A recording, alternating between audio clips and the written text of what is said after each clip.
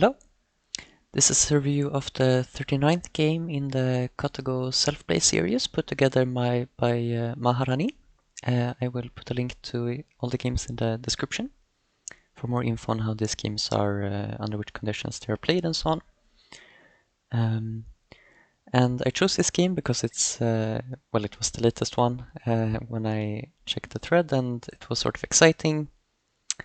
It's quite complicated, but I think we can still learn a lot from it. And there are lots of parts that are quite possible to understand. So let's check it out.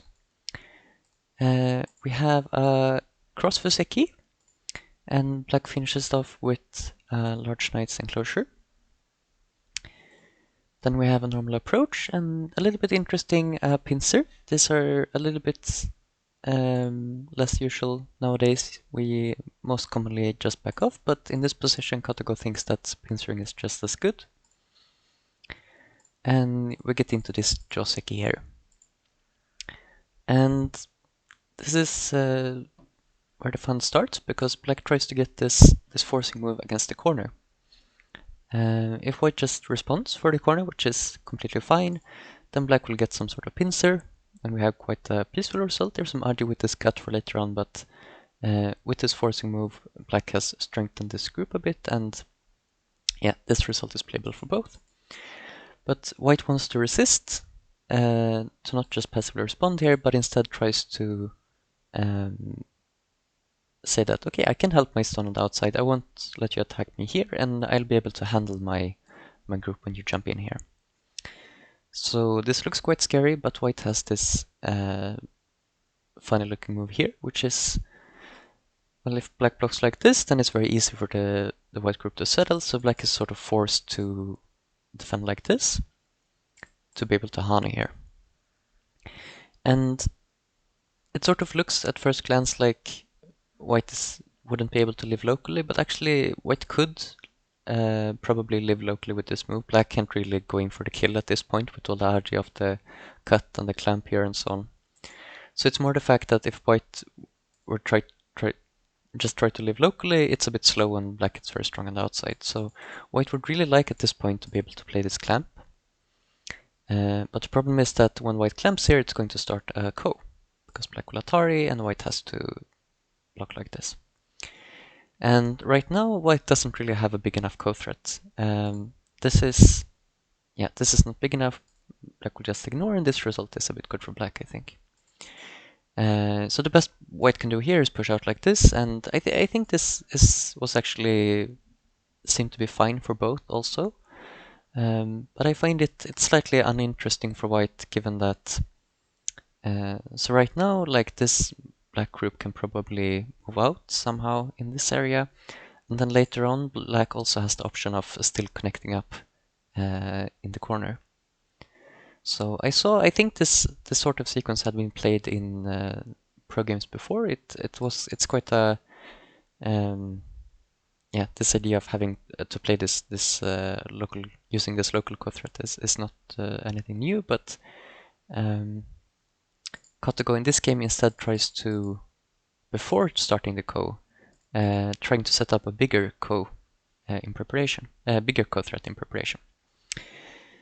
So we play some move in this sequence here, and I think if we just look at this corner in isolation, the natural next move for black would be to just block like this, and there's not much white can do with these stones. White will just be able to get this forcing move, and it looks like a local failure for white. But actually, this is a very pleasant ko threat to get. So I think the reason black doesn't play here in this case is that this would be sort of perfect to be able to use this ko threat and win the ko in this way. Something like this. So black tries to resist by extending here, allowing white some more room in the corner, but making it so that the ko threat white is going to use will be a little bit more costly than that pleasant Atari we saw. So at this time, white does start a ko, but now the best ko threat white can find is this one, which is working as a ko threat. If black were to finish right now, this would be a very big catcher for white. But the point is that even though it's working, this is a sort of bad exchange white has made here. This would be in its own, without the code, this would be quite a bad move to play g3. So this is sort of the compensation black got for this attack, and for resisting with this d6 move is that white is forced to make this bad exchange.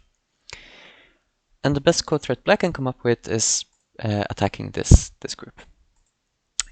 White says, no, that's not severe enough. I can still handle this group quite easily after you follow up. So we get this result where white gets a really nice result actually with this group, which was under pressure a while ago, a few moves ago, but in compensation, black is going to put some pressure on these two stones. But white is going to handle it quite easily, as we see. White Hanas here, Taris, and pushes like this, and extends. And already now, this group is actually completely alive locally, as far as I can tell. So the next move here is like slightly confusing, because this is not actually threatening to kill in any way. If white just plays elsewhere, white can live easily locally. So I think the main purpose of this move is that it's sort of preparing to attack this 4/4 stone over here, and making this chain of black stones a little bit stronger. And it's sort of a more efficient way to do it than to play some move in the center. That's sort of the best I can tell. It also sets up the possibility to later, so it does set up this move for later to be able to, if white blocks like this, now we can see that G18 plays an important role here, taking a liberty. So G18 to me looks a little bit slow, but there are some benefits to it, definitely. So I can sort of understand it, but it's slightly confusing. And then the next move for white also is a bit confusing, since I just said that this white group is completely alive. It looks like white is jumping out with a weak group, but actually, yeah, white is alive locally, and this move I think has to do with preventing black from getting, sort of completing this influence. It's quite a nice point. And also, we can see that this is threatening on the very next move. White gets this cut in. So there was a clear follow-up to this white jump, which is to be able to cut here in center, forcing black to live in the corner. So I sort of glossed over it, so let's also mention that black follows up on by attacking the 4/4 stone here, by invading the 3/3, which is quite an unusual way to attack a stone. But it makes some sense, considering that if you try to attack from this side, well, white can attach out and so on, but in the end, white could even, after playing moves on the outside, there's always the option of coming back and taking 3/3 point, which is making quite a lot of I shape in the corner. So I see taking the 3/3 first, sort of as, you know, removing the base before trying to surround.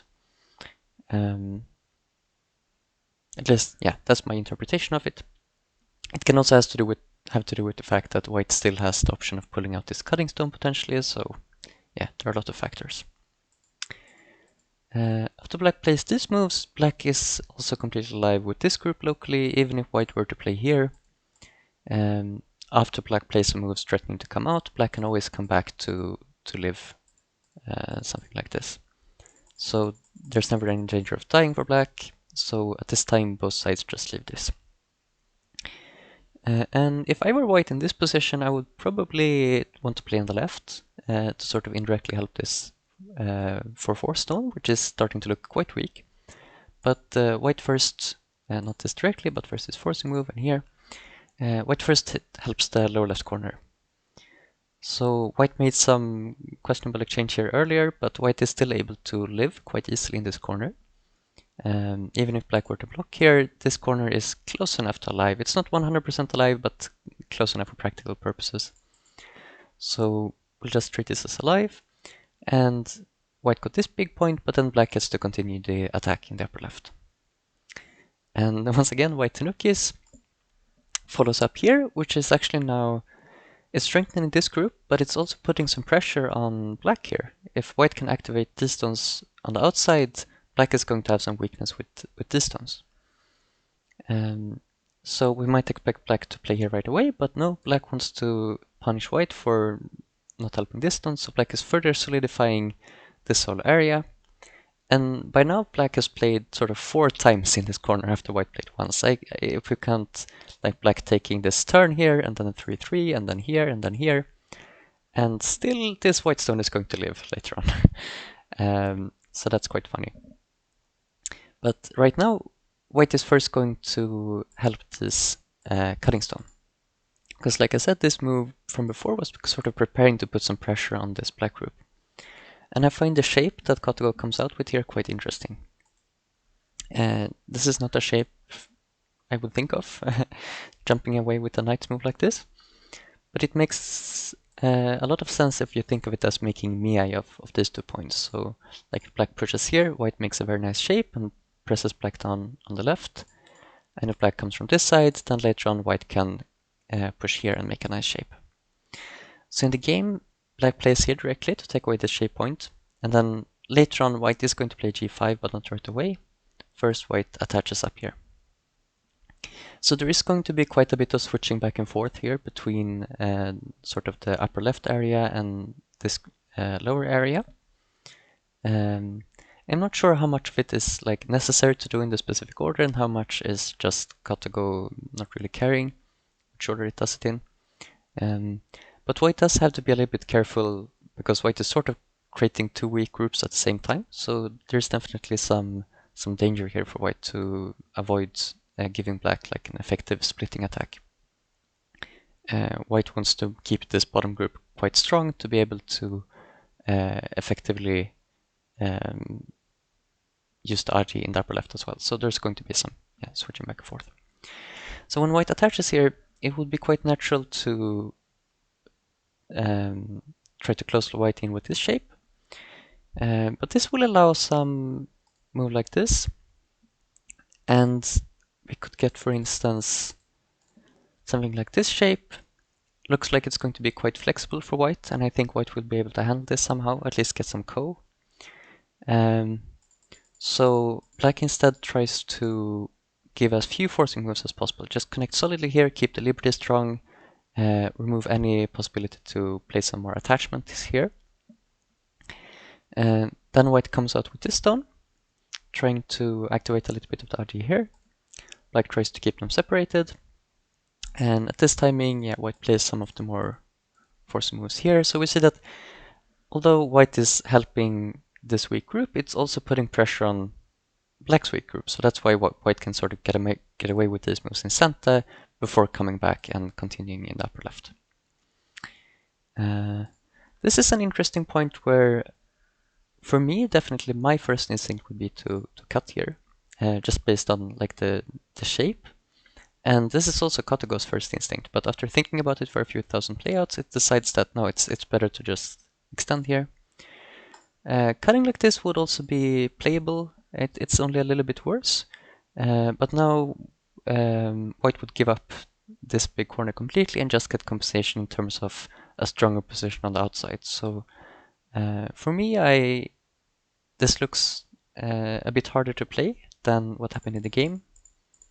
Well, what happened in the game is also hard to play, but in the game, KataGo decides to focus on saving these stones more directly instead of sacrificing them.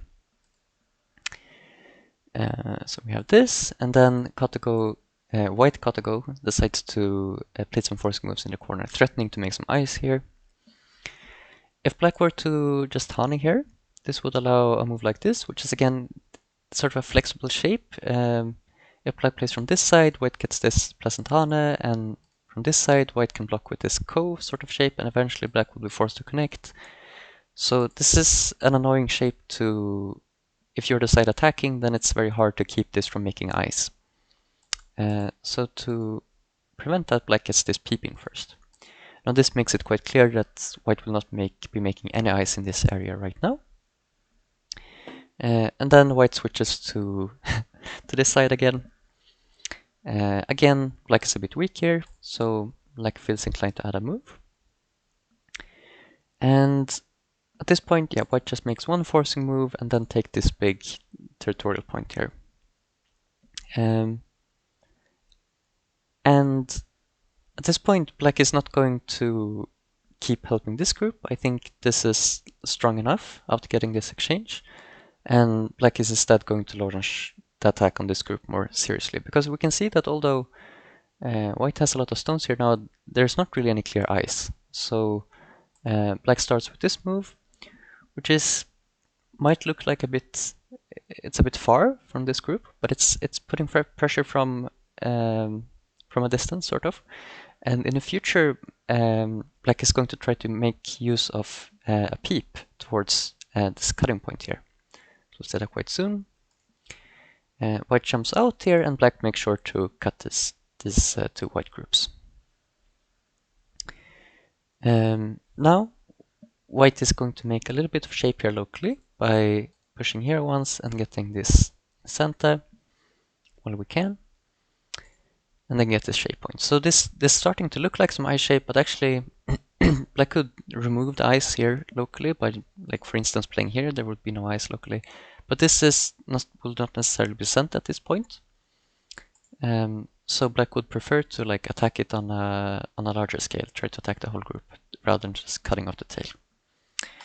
So now black tries to use this peep. This is threatening to kill these white stones, and it's a very useful move for black because it's solidifying this connection. This knight's move here was a bit weak before black played this move, so this would be a useful move for black to get in the center before continuing to attack the white group. And white doesn't protect this cutting point immediately. White pushes here first.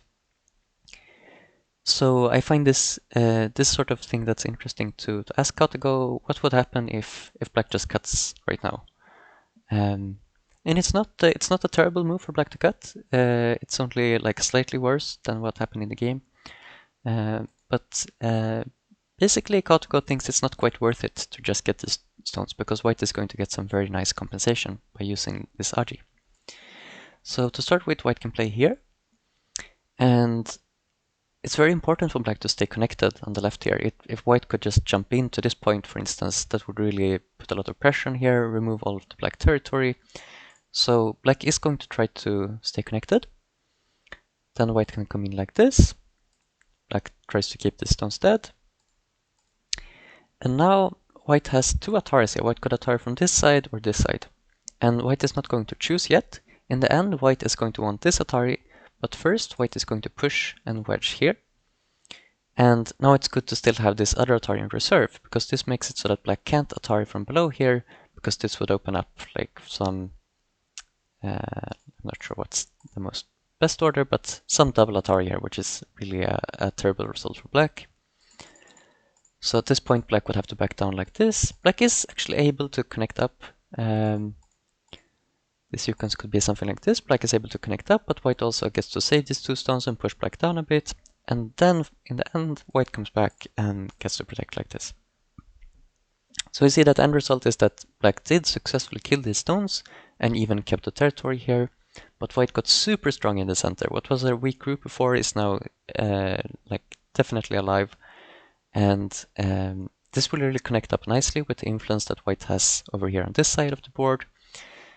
So next up, it's actually black who will have to invade, sort of, in this area. And I think it looks there's potential for black being the one who's going to be attacked for the next few moves. So that sort of explains why KataGo thinks in this position white is slightly better with all this nice influence. So all that is just to explain why cutting at this point is not super attractive, because white is able to use the Agi sort of effectively. And for similar reasons here, black doesn't want to cut quite yet, because it's quite important to protect the left side here. But at this point, white does come back, protect the cut, and this allows black to continue the attack here. Now this move sort of does several things. It makes it harder for white to run out towards this direction, and it also sort of, by taking a liberty here, it opens up some more severe possibilities to remove the eye shapes here. So white plays here, which is a natural move. It's threatening to create an eye at e15 and also threatening the clamp at b14. But black can now play this one, which is, we can see that h13 sort of set up this move since this is not working for white. So white just has to sort of back off and live like this.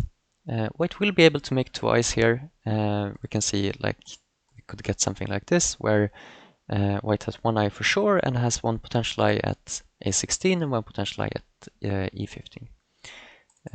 But they won't play it out just yet. Before that, they turn down to the lower side again. Now, this looks like a forcing move to the lower left corner.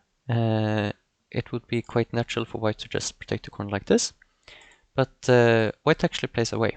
So this raises the question of what would happen if black just went for the kill at this point. Because we could throw in like this, and it looks like white doesn't have two eyes. But there's going to be some problems here when white gets this cut. Because at this point, if black wants to save these 4 stones, black has to exchange this Atari and come out in this way, and then white will be able to kill these stones, and this is a disaster. Note that like black can kill these stones, but that's definitely not big enough compared to what black lost on the left. So that explains why black can't go for the kill right now, and why white can afford to play away in this way. So now black comes back to the upper left and just plays out some, let's see. Yes, one forcing move here first. So this is sort of, once again, it's not really in sequence. Let's talk about that in a minute. But then we get this, just forcing white to make twice here locally before playing away. So just making some profitable moves in center, and then black is going to continue elsewhere. But let's talk about this forcing move made in the middle of the sequence here. So when black plays here, white responds. And I think this move looks quite slow at first glance. So I think it's interesting to ask also here, what would happen if white plays away? And it's not anything game losing. It's only, once again, it's only a slight loss for white to play elsewhere here, it seems to me. But what black could do is, by starting with this Hane, white is not going to be able to, or rather, white will have to block here, but it's not going to be able to keep this stone alive, because black can, with this sequence, get this cut, and at this point, white can't play from the corner. Black is going to come out like this, so white just has to give up these stones and place a move in the center. And this is close to even still, but this sort of demonstrates the danger the cutting RG that's left here, that black can steal away the corner in center, or black can steal away the corner if white doesn't protect. So that's part of the explanation of why this move is big. It solidifies the corner, but it also sets up some big RG around this point, which we're going to see soon as well for white. Okay, and then we have all these forcing moves. And now at this point, we can see that after white played this p4 move, white is really solid all along the right. White has this nice influence up here and this wall here. So this whole area is looking to be a really big white territory. So at this time, black makes this jump towards the right to reduce it. And white just plays in the low left corner. So this is interesting, since I said before that black can't kill this corner. So there are 2 possible explanations here, which I can think of. One is that this is just a big endgame move. Now in the end, white is going to get a4 in the future. So white getting a4 and black backing off, compared to black jumping in here, is quite a big endgame move. Whether it's bigger than playing on the right and so on, it seems a bit unclear. So I think another reason might be that if we remember in that long variation from before, where we got something like this, we see that in this variation at least, white has to be prepared to give up these 3 stones. Because at the end here, black can capture these 3 stones in a snapback. And they seem really small right now, but we're going to see in a few moves, whoops, went too far. We're going to see in a few moves that there's going to be a big trade here where white suddenly kills this group. So I have a small suspicion that this move here in the corner might have something to do with the fact that even though right now black can't go for the kill, it will be troublesome in the future if white is no longer willing to give up these 3 stones because they are important cutting stones. So that's conjecture on my part, but that's my guess on what that could mean. Black gets this move, which is preparing to jump further into the right, and is also beginning to look at the RG of this cut here. It's nothing serious right now, but it's going to play a role, the fact that this is not completely solidly connected yet. For now, though, there's actually some quite obvious weaknesses here in black shape, so white just goes for this sort of double peep here, threatening 2 cuts at once. Black tries to fix the cut, but white can cut here, and now it's annoying for black because if you come out like this, white gets this pleasant Atari, and with some shape like this, now suddenly black is cut off in the center and is going to really struggle to live with this side. In the game, black comes from this side, but then white can come here, threatening a snapback, and white can't really connect here immediately, but must first connect up these stones. But this is now connecting these stones up in center because it's threatening to get this Hana next, which would again cut off the center group. So black needs to come back here, play quite a slow move to be sure to stay connected. One question I had at this point was, why wouldn't you simply kill these stones? Because this actually, it's not possible for white to save these 3 stones, so this seems like just a better way to save this if you can kill these. But this leaves a little bit of RG here, which is not working to actually kill anything. Like even we can see here that white doesn't even get to kill these stones. But getting this extra connection here is going to turn out to be quite big in a few moves. So even though right now this area doesn't look very important, since I've said multiple times this group is actually fine locally, this white group, that will not remain so for in a couple of moves. So we're going to see why this move is important when that time comes. White gets a quick forcing move, and then cuts off the stone that black played quite recently. Black played this jump here jumped from M10 to M8, and then white just immediately cut it first on this side and then on this side. So it looks like black went a bit too far with this jump.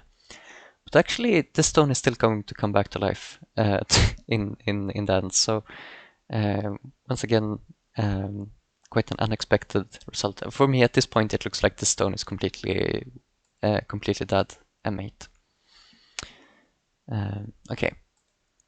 Now, black just wants to, having prepared with L13 as we saw earlier, black just wants to make some center moves here against this group. Because white can block here and just live. And we can see that, as we looked at earlier, white can block from this side because then white dies with these stones.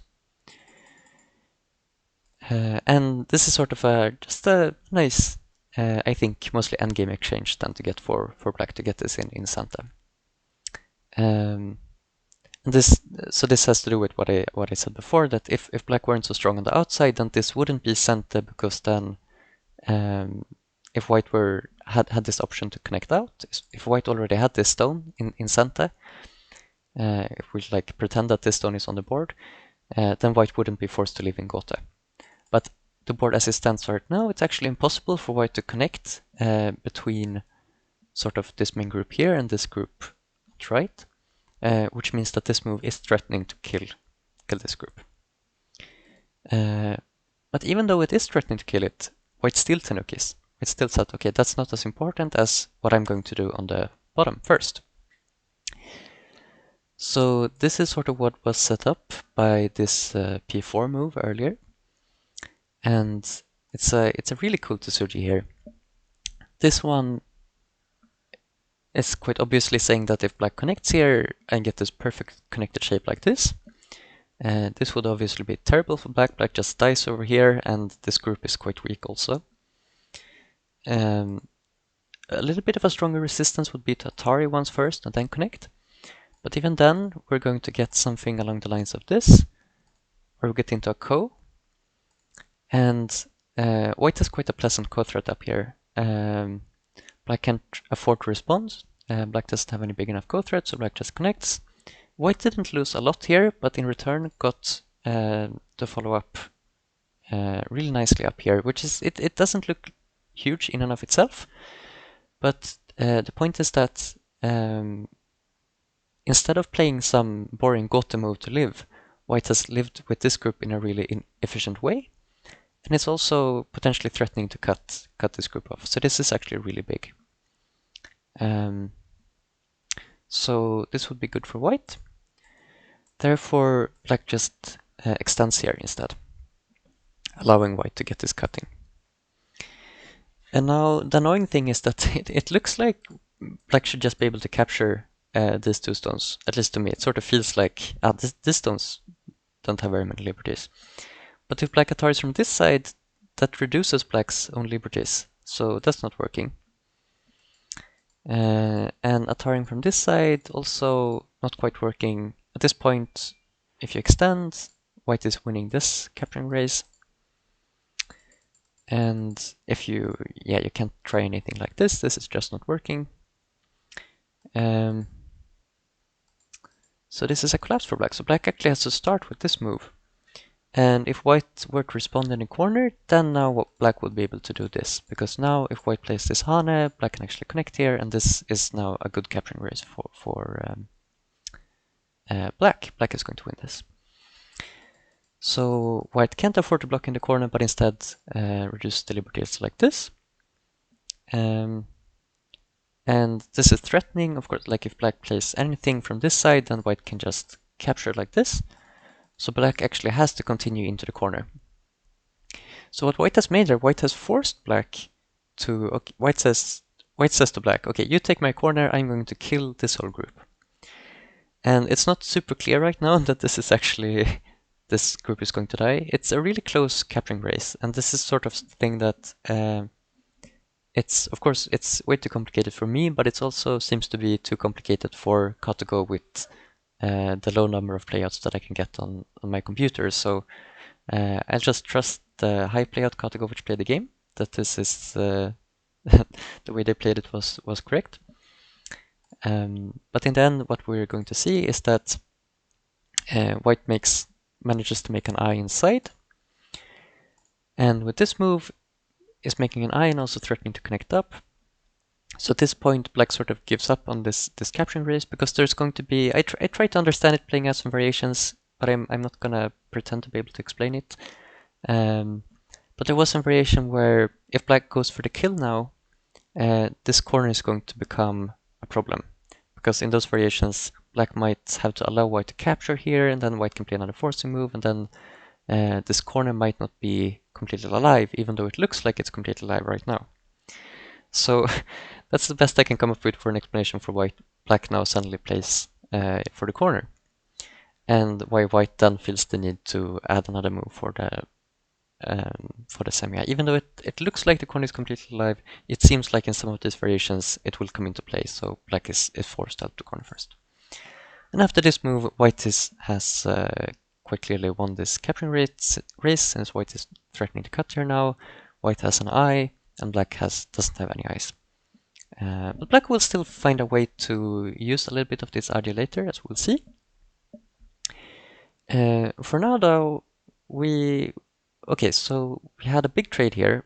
White gave away the corner to black, but killed this whole big thing. So it seems like white got the better part of that trade.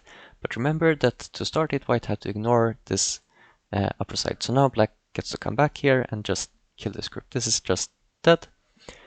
And we can look at, in the game, white extends here once, which is just as a forcing move. this move makes it completely impossible to connect. Another variation we could look at is if white tries this one, black could just wedge. And at this point, peep here. And since black can capture this one stone, there's no problems here, and white is just completely dead. So yeah, this upper group died, and we also have to take that into account into this big trade here, what just happened. After that, white will try to seal off. Right now, this is kind of an unfinished area since black just pushed here, and this side is right now wide open. So white plays this double hane,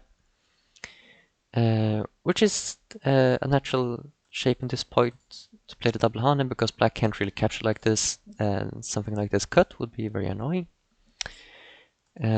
So instead, black plays this Atari, and now black is going to activate the Agi of this stone from earlier, which we said looked completely dead, but it's going to come back to life. And to combine this Agi with the Agi of these stones that just died. So first we Atari once here, and then push out like this. And now if white is not careful here, for instance, if white just plays like this is suddenly a capturing race between this white group and this black group. Maybe the order here is that black should, let's see here. I think maybe at this point black should push here once before connecting to make sure to stay connected. But it turns out the capturing race like this, black is actually winning this by a move or so. So white needs to be a bit careful here, backing off with this shape, allowing black to actually save these stones, but white still gets to kill the main part, so the compensation is just black capture these two white stones. This is actually a ladder. It's sort of a funny looking ladder because it ends in a snapback, like that. But these stones are indeed dead. It doesn't look super big in and of itself, but it's quite big when you imagine that otherwise this would be like a potential white area. So black having this capture here helps to reduce white on the right. Okay, and then white gets this follow-up to the lower right corner, another forcing move here. And now we just have some funny parts where, like this is obviously a very big forcing move towards the left, but before answering, black wants to use some forcing moves that black has. So black wants to connect here, force white to connect. But white doesn't want to connect immediately. First, white forces with this one. So black has to respond to that, because otherwise, yeah, white could just capture these stones. And now still, instead of connecting, white is going to say, okay, if you're going to threaten to cut off these stones, I'm going to threaten to cut off these stones. So black has to prevent that. And when white plays here, that again, it threatens, like at this point, if black cuts here, that's no good if white just has this option to cut over here. Not sure if maybe Tari once and like this, and black is just going to die with these stones. So black has to connect on this side, and now white got this stone, which is threatening to come into the left here. So that's quite a nice gain for white. And now finally white comes back here, connects towards the original force move, and black comes back. And white first has to connect up the stones. I think there's like a minor difference here between if black connects here, this makes it so that this move is actually sent to capture two stones. It won't make big of a difference in practice because capturing two stones is not actually big enough. So to my mind, this looks like the reasonable shape, but actually when I asked KataGo, my KataGo with low playouts, it doesn't see a big difference between those moves. So, but anyways, black chooses this one, which makes sense to me. And since white is forced to connect here, of course, like white can't really move in directly since there are cutting points here. Something like this. So white first has to connect up, then black has to connect up. And now white finally gets this endgame point. For some reason, black plays this forcing move right now. I don't think that has any specific meaning. It turns out it's big enough. If white plays here, it's slightly better for black to get to kill that, but just seems really unnecessary to play it at this timing. Then we have some more forcing moves. White gets to connect these stones up in the end, which is the biggest endgame point right now. And then black gets to kill these two stones, which is almost as big. And this is sort of the last big point. This is threatening to either capture these stones. If black saves those stones, white would get a cut here, and with quite a nice shape, take territory along the side while also maintaining this connection here. Black would be forced to somehow connect up like this. So once again, this is a point where, at least when I asked my KataGo, this move was just as good as the game move, but in the game, KataGo decides to play here, allowing white to capture these stones, even though black could have saved them, but in turn, black is going to prevent white in the end from connecting up here on the right, and is even going to make a point on the right for black instead. Now, the last few moves here are just sort of random endgame moves, all quite small.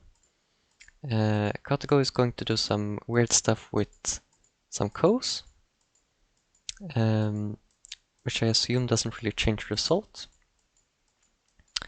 So let's just click to it. Like at this point, whoops. At this point, when black plays this Atari here, I would expect white to just connect, and I also don't quite understand why black would play the Atari. Like there's no reason to play this right now. But for some reason, white decides to ignore it, to play another move, which I assume is of the same, worth just as many points. Black gets a capture. And like the game is decided by this final coast. We have this ko here, which white manages to win, but only by ignoring this threat by black. So white ignores this ko threat. And what that ko threat actually does, it doesn't allow black to set up anything dangerous here, but it will make it so that black will be able to win this ko here, because now white can't connect here without losing this semi-eye.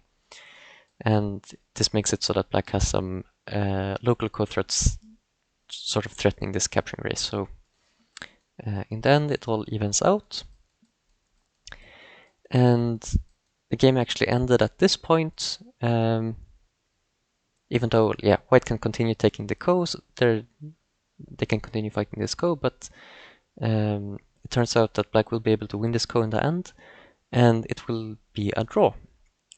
So this game was played with 7 komi exactly, so a draw is probably the correct result given best play. And in this game we did have a draw. So yeah, that was the game. Maybe let's just highlight some of what I found interesting about this game. First of all, the way white can allow black to jump into this upright corner and still, by setting up some ko threats, be able to play this ko immediately, even though there's a saying that there's no ko threats in the opening. In this case, KataGo just takes care of it by creating a ko threat and then playing the ko. And then it was really funny how black played like 4 times to attack this 4/4 stone, and then in the end it still managed to survive.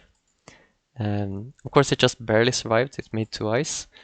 And then, of course, perhaps the most exciting part of the game is this big trade on the bottom, which starts off by white ignoring black's threat there. Black threatens to kill the upper side, and white says, no, what's bigger? I'm gonna do this. And white gets to kill this whole thing, but in return, black gets the corner and gets to kill the upper side. And after all, that game is still completely even, which is like magic. And then it's mostly small end game. So this was quite a fun game to analyze. Hope you enjoyed watching the review. And yeah, thank you for watching. See you next time.